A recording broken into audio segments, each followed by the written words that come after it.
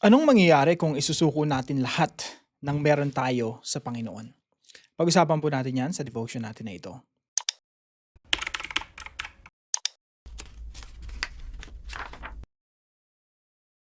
Magandang araw po sa bawat isa sa inyo. Welcome back to our 365 Daily Devotions Bible Characters Edition. Binabati ko po muna si Ace Lee, Liza M, and si Sir Ricky Duran. Maraming salamat po sa inyong pagsubaybay at mga comments dito sa ating mga devotions araw-araw. So, ngayon po itutuloy po natin yung pag-aaral po natin patungkol kay Prophet Elijah. So, ito po yung timeline natin, no? Natapos na po natin yung mga kings. Ngayon po ay babalikan po natin yung mga prophets na hindi po natin masyadong na-emphasize. So, sa time po ni Ahab, pinakamasamang hari ng Israel, ito po yung mga panahon na ni-raise ng Diyos yung isang propeta. Ang pangalan niya po ay Elijah. So kahapon po pinag-usapan natin si Elijah ay inutusan ng Diyos na kausapin si Ahab na magkakaroon ng judgment, magkakaroon ng malawakang tagutom, 3.5 years na hindi uulan hanggang sa sabihin ng Panginoon na umulan. So si Elijah po ay pinadala ng Diyos, inutusan ng Diyos na magtago ako muna Elijah kasi hahuntingin ganyan ni Ahab tsaka ni Jezebel, yung evil queen. So nagtago nga siya doon sa isang malayong lugar sa Jordan. At doon sa isang batis ay sinustrain siya ng Panginoon, pinapadalan siya ng karne at tinapay gamit yung isang uri ng uwak o raven.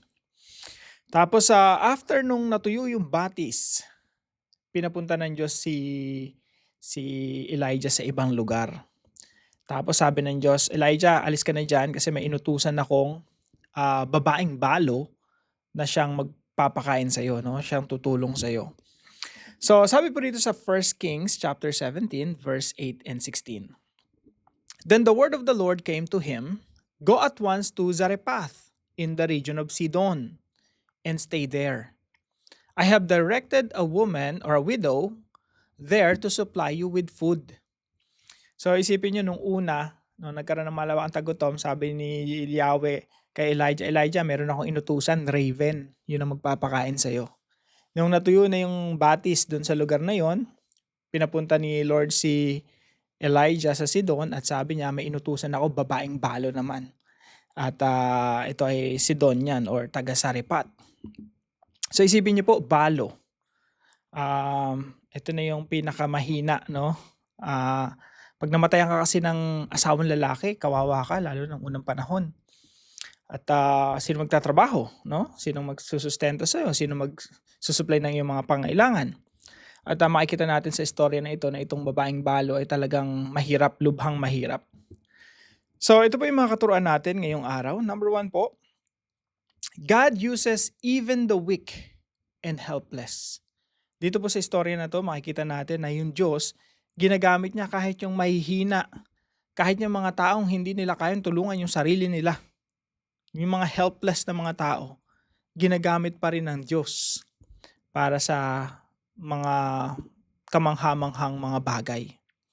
So sabi ng Diyos kay Elijah, punta ka doon sa Zarephath in the region of Sidon. Meron akong itusang babaeng balo, no? Helpless, weak. Yun yung tutulong sa'yo. Yun yung magsusupply ng lahat ng iyong pangailangan. Samantalang itong balo na to, nung pinuntahan ni Elijah, walang-wala, said na said. Kaya mga kapatid, sa ating lahat, no, na nakikinig dito sa ating mga devotions, hindi ko alam yung mga situations natin, pero huwag natin isipin na hindi tayo gagamitan ng Diyos sa mga kamanghamanghang mga bagay dahil lang sa mahirap tayo, wala tayong kakayanan, hindi tayo matalino, wala tayong na-achieve sa buhay. Kumbaga kung ikukumpara tayo sa mga kaibigan natin, sila nando sa mga mataas, tayo, mababa yung narating. I don't know. Pero do not underestimate what God can do through you. Huwag mong isipin na ang ginagamit lang ng Diyos ay yung mga magigiting, mga warrior, mga mauunlad, may yaman, no? May mga kakayanan, may say sa buhay. Pero dito sa istorya natin na ito, makikita natin kahit yung widow, yung helpless, poorest of the poor, ay ginagamit ng Diyos para sa kanyang kamanghamanghang mga gawain. So God uses even the weak and helpless. It could be you, it could be me. Tayo mga helpless, tayo mga mahihina. Sabi nga ng Biblia, no, God uses the weak to shame the strong. God uses the fool to shame the wise. At ang Diyos hindi limited yung kakayanan ng Diyos, no. God can use even. Pangalawa po, God provides for the daily needs of those who obey Him. Ang Diyos po ay pinagkakalooban niya lahat ng pangangailangan ng isang taong sumusunod sa Kanya. Sabi po rito sa istorya natin na ito, I have directed a widow there to supply you with food. May inutusan akong widow. Siya magsusupply sa ng iyong pagkain. So, he went to Zarephath. When he came to the town gate, a widow was there gathering sticks.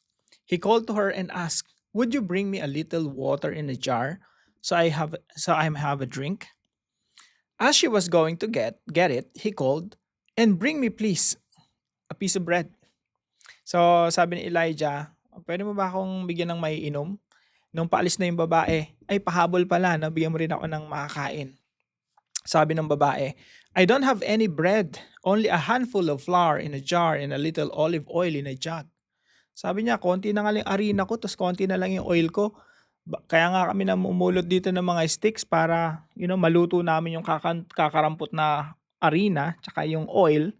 Tapos after that, pwede na kaming mamatay kasi last na namin pagkain yun. And then sabi ni Elijah, "Don't be afraid. Go home and do as you have said." Gawa mo muna ako ng pagkain. Tapos tsaka gawan mo ng pagkain yung anak mo.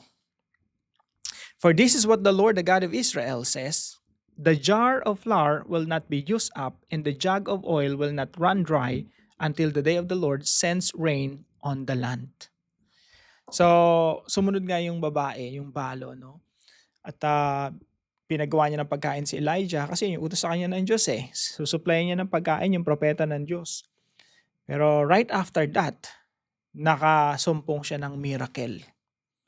Na yung huling-huling pagkain niya, no, na ibinigay niya pa doon sa propeta, naging infinite, naging unlimited. And that brings us to point number 3. God reveals His power to those who believe. Ang Diyos po ay hinahayag niya ang kanyang kapangyarihan, yung mga miracles niya, yung kamangha-mangha niya mga gawain sa mga taong nananampalataya sa Kanya. Kailangan mo lang talagang isurrender sa Panginoon kung ano yung meron ka, kung ano yung nasa sayo. Kaya po, sabi sa istorya na ito, so she went and did as Elijah had told her. So there was food every day for Elijah. Sa panahon ng tagutom, merong pagkain para kay Elijah araw-araw and for the woman and her family. For the jar of flour was not used up and the jug of oil did not run dry, in keeping with the word of the Lord spoken by Elijah. So isipin mo, meron kang lalagyanan na kada kumukuha ka ng harina, napupuno uli. Kada isasalin mo yung oil, napupuno ulit, unlimited. Sa buong panahon ng tagutom hanggat hindi umuulan, unlimited yung iyong supply. Yun yung kamangha-manghang ginawa ng Diyos sa babaeng ito. Dahil po siya ay nagtiwala sa Diyos, nasumpungan niya, na-experience niya yung kamangha-manghang ginawa ng Diyos during that time. Kailangan lang talaga i-give up niya kung ano yung meron siya at ibigay niya sa Panginoon. I-surrender niya sa Panginoon. At alam niyo po kung paano ang yung isang helpless at mahirap na tao ginagamit ng Diyos para sa malalaking bagay. Ganon din yung mga bagay na ino-offer natin sa Panginoon. Hindi naman kailangan ng Diyos yung mga bagay na meron tayo tapos offer natin sa Kanya. God doesn't need you. God doesn't need what you have. Pero kasi when we do that, we're honoring the Lord at tinatanggap ng Diyos yung mga ino-offer natin sa Kanya. At yung mga maliliit na bagay na ino-offer natin sa Kanya, ginagamit ng Diyos. So offer what you have, surrender what you have before God, and experience God's provision and God's miracles. Kaya po, bilang application po sa pag-aaral natin ito, number 1 po, do not underestimate what God can do through you. You may be this kind of a person na, mahirap, balo, walang trabaho, no? Wala nang kumakalinga, weak and helpless. Pag inutusan ka ng Panginoon, Kinausap ka ng Panginoon, magpagamit ka sa Panginoon, and God will do mighty things through you. Isipin niyo yung buhay ng balo na ito, naisulat pa sa Biblia, pinag-uusapan pa natin ngayon. At ini-inspire niya pa yung istorya na to, nagbibigay ng inspiration sa maraming mga mananampalataya. Ibig sabihin itong balo na to na nakatira doon sa Sidon long time ago ay naging kagamit-gamit sa Panginoon. So ikaw at ako ay gagamitin rin ng Panginoon. We just have to surrender ourselves to Him.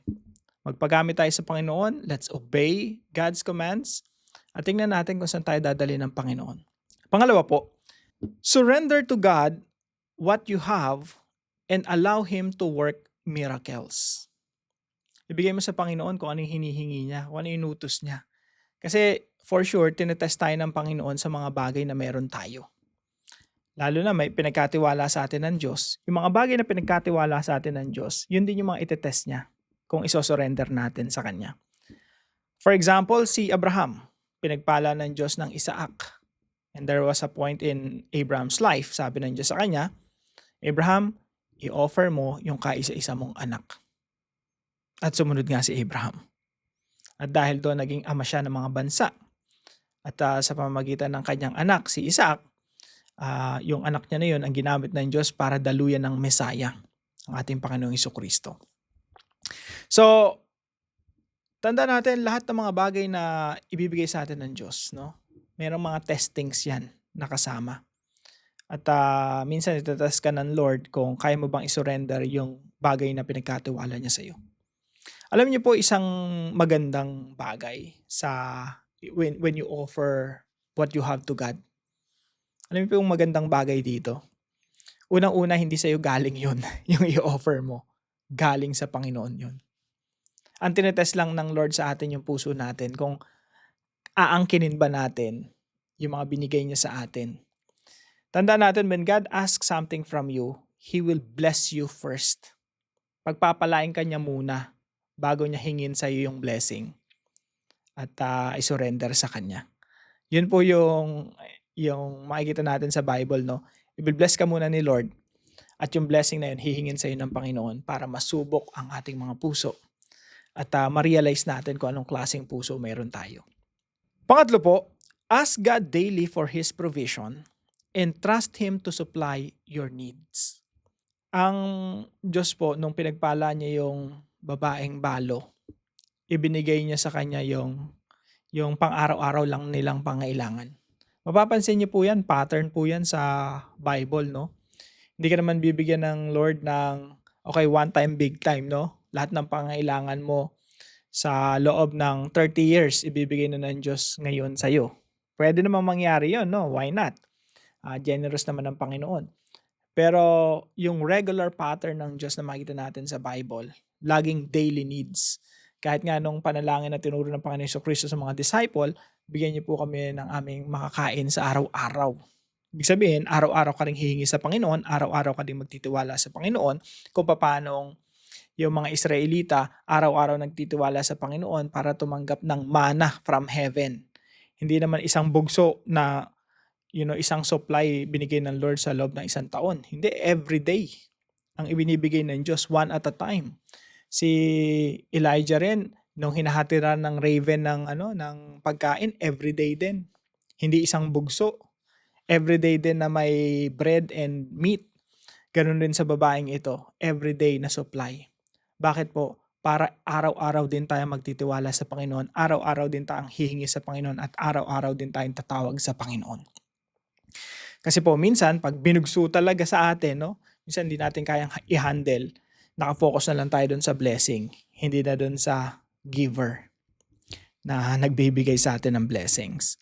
Para po sa ating discussion, why is it important to surrender what you have as an act of faith before you witness God's mighty works? At para po sa ating dive deeper, tutuloy po natin discussion natin kahapon. So, 3 questions po yan. Tayo po'y manalangin. Heavenly Father, thank you for using weak and ordinary people to accomplish your purposes. Forgive me when I doubt what you can do through my life. Help me to offer to you whatever I have. no matter how small it may seem, trusting that you are able to multiply it for your glory. Teach me to walk by faith and not by sight, believing your promises before I see the results. Lord, provide for my daily needs and strengthen my heart to depend on you each day. May my life be a testimony of your power, faithfulness, and abundant grace. In Jesus' name, Amen and Amen. Maraming salamat po kay Christine Joy na partner po natin sa devotion natin na ito. Pagpalain ka ng Panginoon, kapatid. At kung kayo po ay may natutunan, ipalam nyo lang po sa comment section right below this video, and please don't forget to share this devotion to your family and friends. See you po tomorrow, 5 a.m. dito po sa ating Daily Devotions.